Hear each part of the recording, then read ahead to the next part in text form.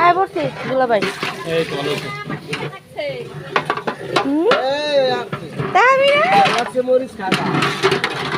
এই যে আপু আমার কাছে দোস্ত খাবো নন্দ হয় নাই হাই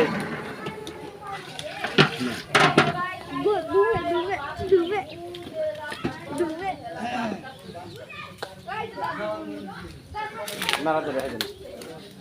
অল্প রেখে দেন বলক আসলে আটা নাড়াতে হয়ে যাবে নামাই দেবো